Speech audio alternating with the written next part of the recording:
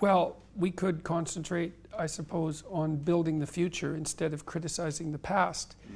I mean, it's necessary to decompose to reconstruct. You know, those acts can't be separated, but the decomposition is the prerequisite for the reconstruction. And you know, what I've been recommending to people is that they start on whatever scale they can start on with whatever's in front of them, because they have more in front of them than they think. These circumscribed areas, these small places that people can call their own, even if it's only their room, you can start to do something creative and beautiful there. I mean, I've suggested to people that they start by putting their room in order, and that implies a purpose. It's like, well, your room is somewhere that you exist. It's a place that surrounds you, that tells you how to be. Put it in order, so at least it isn't screaming chaos at you in a soul-destroying manner. Make it pristine and orderly in a fashion that suits what you're aiming at. So have an aim. And then, this is perhaps a chapter in my next book, well, maybe you start by putting your room in order, and then you make it beautiful.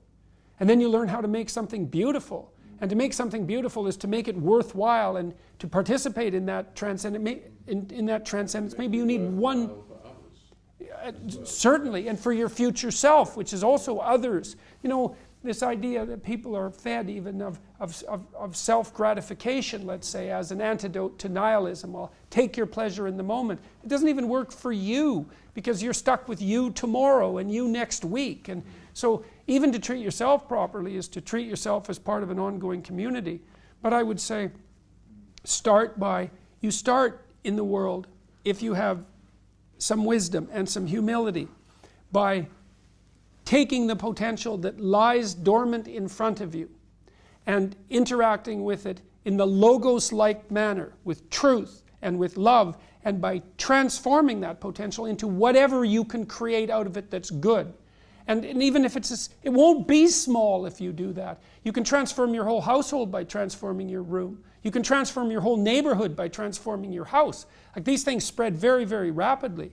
And that is right there in front of you, you know. And people think they're impoverished now, that they don't have any opportunity, and the opportunity is hidden from them by their unwillingness to take the steps that are necessary to put what they could put in front of them in order, and to produce the beauty instead of the ugliness where they could do that. And I don't think there is anything more powerful than that. That works.